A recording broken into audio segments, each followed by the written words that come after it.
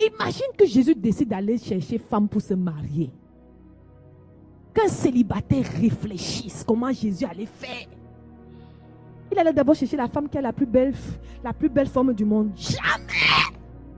Il allait chercher femme que quand il avait dit que Dieu, la femme va seulement compléter les phrases. Ils vont dire Alléluia, Amen ensemble. Ou bien, si Jésus était toi, quel genre de mère il serait? Quel genre de père il serait? Quel genre de mari il serait? Quel genre de frère il serait? Quel genre de sœur il serait? Toi, tu dis que tu es un enfant de Dieu. Ta bouche est amère. Tu as besoin de réveil. Amen. Et je t'annonce une bonne nouvelle. L'esprit de réveil est ici. Pour te faire vivre ça d'une autre façon.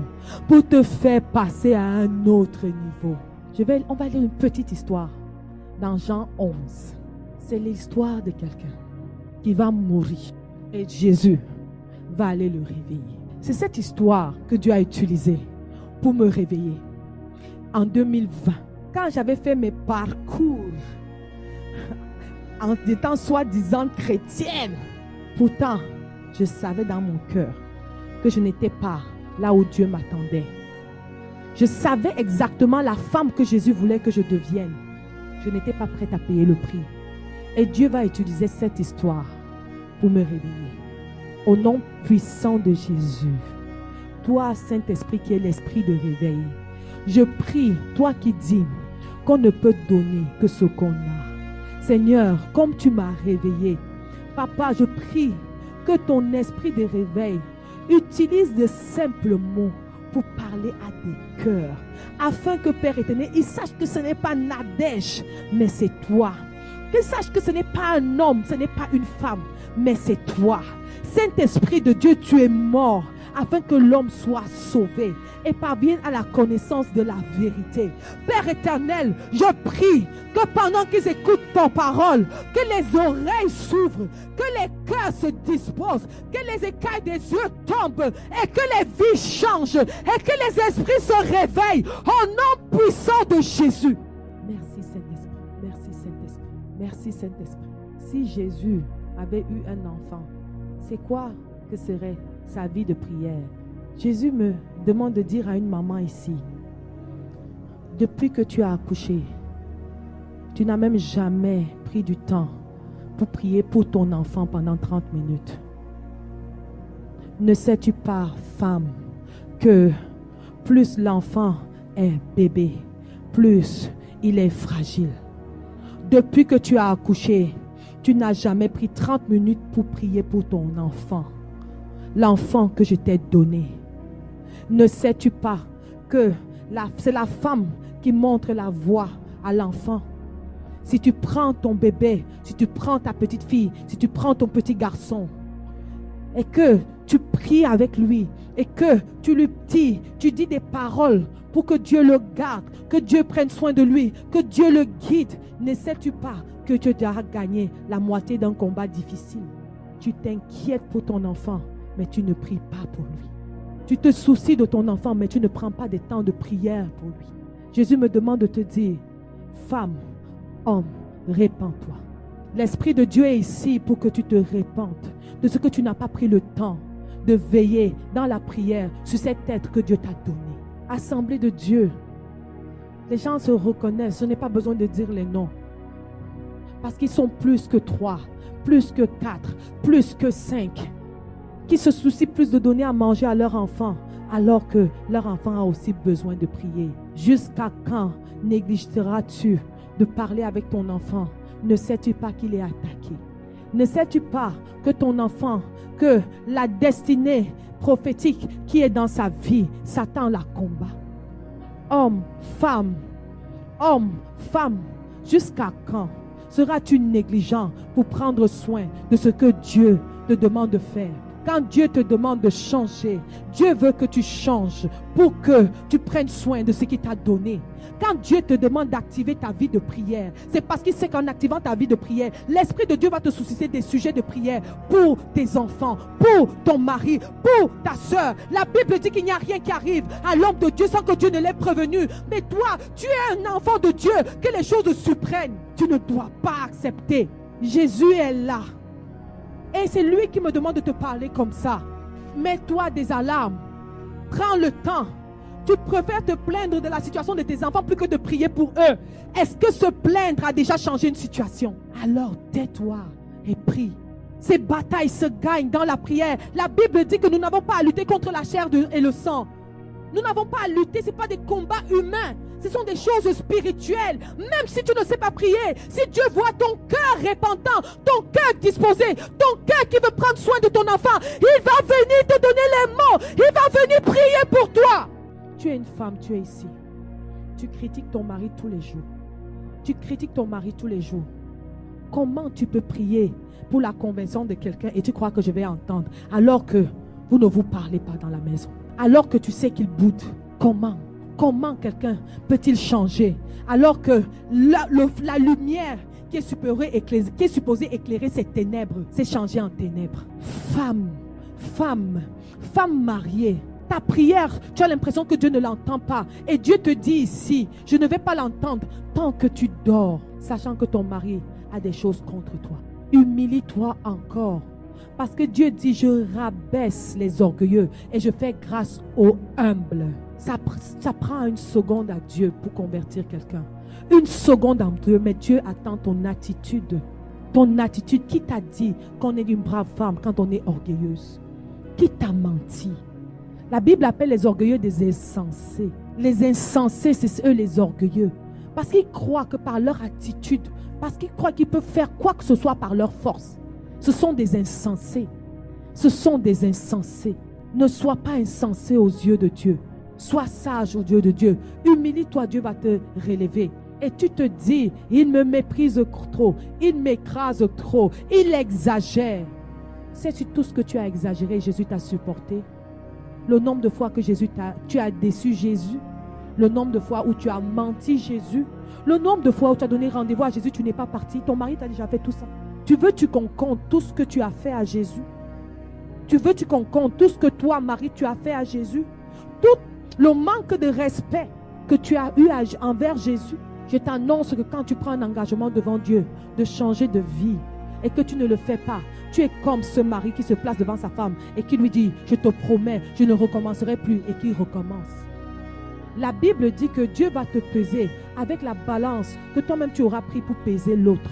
Quelle balance utilises-tu envers Jésus? Tu ne peux rien exiger d'un être humain dans la prière que tu n'es pas prêt toi-même à donner. Quelqu'un dit Amen. Amen. Amen. Tu ne peux pas exiger de ton frère, de ta soeur, une attitude que tu n'es pas prête à lui montrer. Et si tu devenais l'exemple? Est-ce que si tu peux devenir l'exemple de cette femme qui meurt à elle-même pour que ton mari vive selon Dieu? Si tu peux être l'exemple de ce mari qui meurt à lui-même pour que ta femme vive selon Dieu? Est-ce que ton conjoint peut dire, ce n'est pas possible ça? Cette personne n'est plus la même. Elle est totalement changée. Et honorer et craindre ton Dieu juste par ton attitude. Cesse de prêcher par tes mots. Prêche par ton comportement. Cesse de prêcher parce que tu dis, prêche par ton attitude. Si quelqu'un observe ta journée et qui vit avec toi, dirait-il que tu crains Dieu? On dit tous esprit de réveil. C'est l'esprit de réveil qui veut nous faire prendre conscience de notre état. C'est l'esprit de réveil qui vient nous prendre conscience de notre état. L'esprit de réveil. Tu es marié, tu es une mère, tu es un frère, tu es un fiancé, tu es une fiancée. Tu n'es même pas allé dire à Dieu, comment dois-je traiter ma fiancée? As-tu demandé à Dieu comment on traite une fiancée? As-tu demandé à Dieu comment tu dois traiter sa fille? As-tu demandé à Dieu comment tu dois traiter son fils? As-tu demandé à Dieu comment tu dois prendre soin de tes enfants? As-tu demandé à Dieu comment tu dois prendre soin de ton mari? Quand tu te lèves le matin, demandes-tu à Dieu, aujourd'hui, c'est quoi le plan que tu veux qui veux-tu que je sois en face de ma femme? Quelle attitude? Coach-moi, montre-moi. Tu te soucies d'honorer les étrangers plus que l'être que Dieu t'a donné. Quand c'est les autres qui viennent te visiter, tu apprêtes la maison, tu arranges les toilettes, tu mets le parfum et les désodorisants chez toi. Tu veux honorer un intrus. Dis hypocrite. Mais quand tu es avec ton mari, la maison est désordonnée, la maison est sale. Dis hypocrite.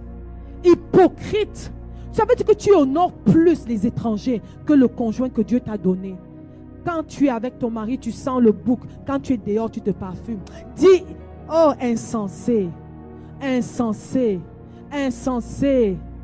Quand tu es avec ton mari, tes cheveux sont en l'air, mais quand tu dois sortir, tu t'arranges toujours d'avoir quand même un air chic.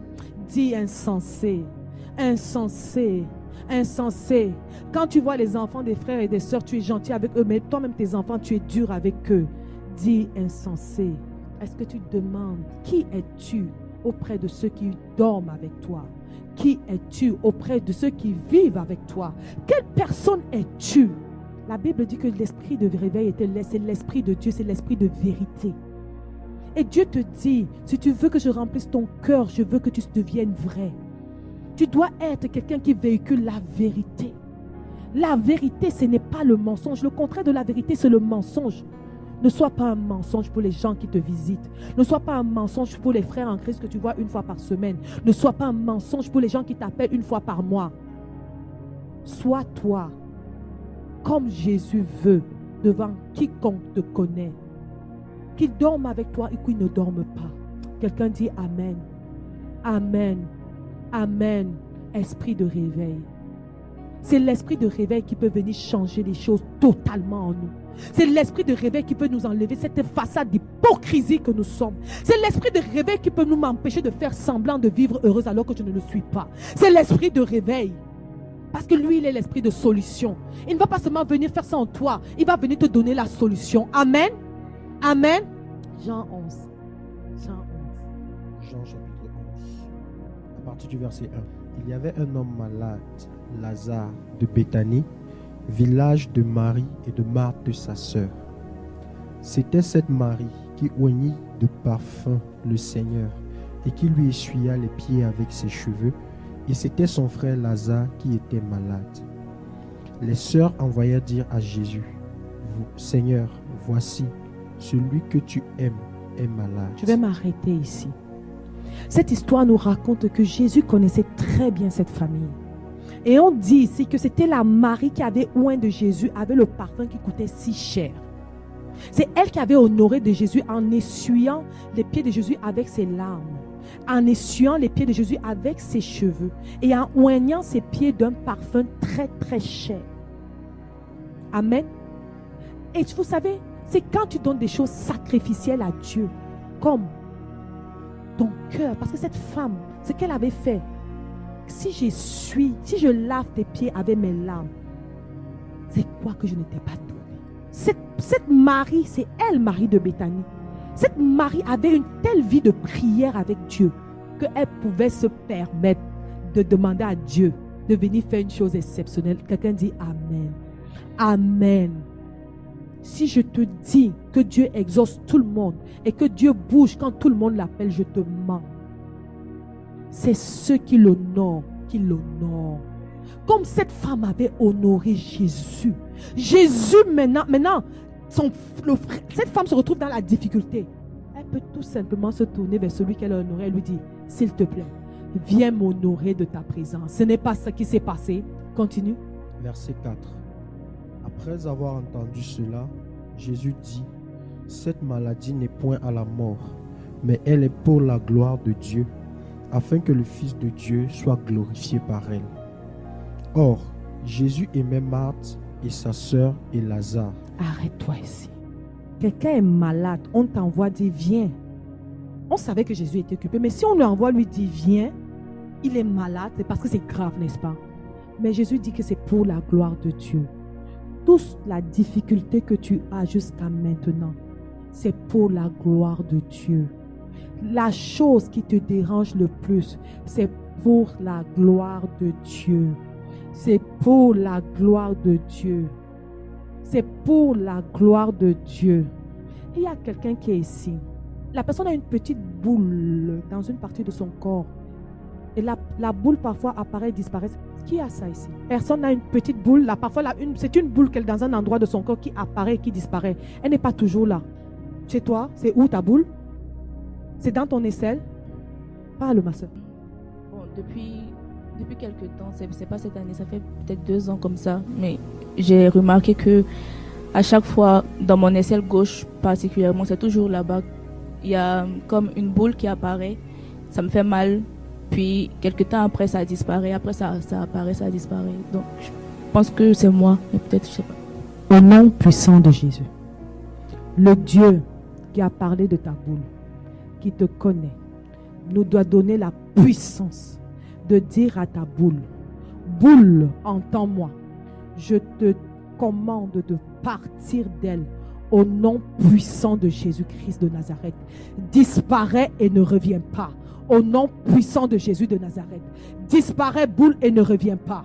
Disparais et ne reviens pas. Est-ce qu'en ce moment tu la sens, ta boule? C'est ici. Au nom puissant de Jésus. Toi qui te caches et que tu apparais, Jésus te voit. Et Jésus a porté ses maladies. Il a porté ses infirmités. Le châtiment qui lui donne la paix est tombé sur Jésus. C'est pour ça que par ses meurtrissures, elle est guérie. Je te commande, boule, ne reviens pas. Au nom puissant de Jésus-Christ de Nazareth. Ne reviens pas. Au nom puissant de Jésus. Amen. On va continuer. Verset 6. Verset 6. Lors donc qu'il lui apprit que Lazare était malade, il resta 2 jours encore dans le lieu où il était. Et il dit ensuite aux disciples, retournons en Judée. Les disciples lui dirent, Rabbi, les Juifs tout récemment cherchaient à te lapider et tu retournes en Judée. Jésus répondit, n'y a-t-il pas 12 heures au jour? Si quelqu'un marche pendant le jour, il ne bronche point parce qu'il voit la lumière de ce monde. Mais si quelqu'un marche pendant la nuit, il bronche parce que la lumière n'est pas en lui. Après ces paroles, il leur dit, Lazare, notre ami, dort, mais je vais le réveiller. Arrête-toi ici. Lazare, notre ami, dort, mais je vais le réveiller. Qu'est-ce qui dort chez toi que tu veux que Jésus réveille? Tu connais ça. Peut-être pour toi c'est, je veux aussi aimer Jésus comme les autres. Ou je veux juste prendre conscience qu'il m'a sauvé comme les autres. Pour toi, c'est ça que tu veux que Jésus réveille. Jésus te dit, si tu me le demandes, tu ne sors pas de cette salle sans être réveillé. Peut-être pour toi, c'est que, Seigneur Jésus, je suis fatiguée d'être une chrétienne tiède. Je suis fatiguée d'être une chrétienne qui passe son temps à écouter les enseignements et je n'aime pas lire la parole de Dieu. C'est un prix. Réveille ma vie de méditation. Jésus va te réveiller. Amen. Qu'est-ce que tu as dans ton cœur que tu veux que Jésus réveille? Jésus va te réveiller. Ne t'inquiète pas, ne pense pas à quelqu'un qui n'est pas ici. Parce que avant de sauver les autres, sauve-toi toi-même. Amen. Amen. Avant de mettre l'oxygène sur le nez de quelqu'un d'autre, mets d'abord l'oxygène sur ton nez. Amen. Amen. Jésus dit, Lazare, notre ami, dort. Et je vais continuer. Les disciples lui disent, Seigneur, s'il dort, il sera guéri. Jésus avait parlé de sa mort, mais il crut qu'il parlait du sommeil. Alors Jésus leur dit tout simplement, Lazare est mort. Lazare est mort. Pourquoi Jésus leur a dit ouvertement? S'ils ne réalisaient pas que la situation était inespérée ou désespérée, ils n'allaient pas voir à quel point Dieu est grand. Amen. Amen. Quelle est la chose qu'on te dit que tu n'es pas capable de faire? Quelle est cette chose dans ton cœur qu'on te dit que tu n'es pas capable de faire? Jésus te dit, si c'est mort, moi je te dis, ça dort et je vais réveiller ça. Je n'étais pas capable. Moi, Nadège, je n'étais pas capable de pouvoir donner un enseignement, parler de Dieu sans lire ce que j'avais écrit. Je n'étais pas capable d'écouter le Saint-Esprit me parler live. Je disais toujours, est-ce que c'est Dieu? Est-ce que ce n'est pas Dieu? Est-ce que c'est toi? Si c'est toi, confirme-moi. Et un jour, j'ai dit, Seigneur, je veux être capable de t'écouter live pour être sûr que je t'écoute live. Dis-moi les choses que les gens ne m'ont pas dit de. Qu'est-ce que tu crois que tu n'es pas capable? J'ai dit à Jésus, je veux être capable de vivre seulement pour te plaire. Je veux être capable que le but pour lequel je me réveille le matin, c'est pour t'honorer. Je veux que ma vie soit une offrande pour toi. Je n'étais pas capable. Je n'étais pas capable de ne pas manquer de respect à mon mari. Je lui manquais de respect tout le temps parce que j'avais sale caractère. Je n'étais pas capable de changer mon caractère. J'ai crié à Dieu, change mon caractère. Sinon, ça ne vaut même pas la peine que je me réveille le matin. Tu me changes ou je laisse. Je vous assure, Dieu est capable. Dieu est capable. Il m'a réveillé. Il a été capable de faire de moi cette femme soumise que je n'étais pas. Il était capable de faire de moi cette personne qu'il entend alors que je ne l'entendais pas. Je n'arrivais pas à croire. Je n'arrivais pas à penser qu'il y a des personnes qui peuvent aller au ciel s'ils le demandent à Dieu. Je n'étais pas capable. Je n'étais pas capable de donner un nom. Quand on me disait, ta révélation de Jésus-Christ, c'est quoi? Je n'étais pas capable d'en parler. Je disais, tu sais, Jésus, c'est le sauveur. Je me rappelle un soir, j'ai dit à Jésus, je veux réaliser que tu m'aimes.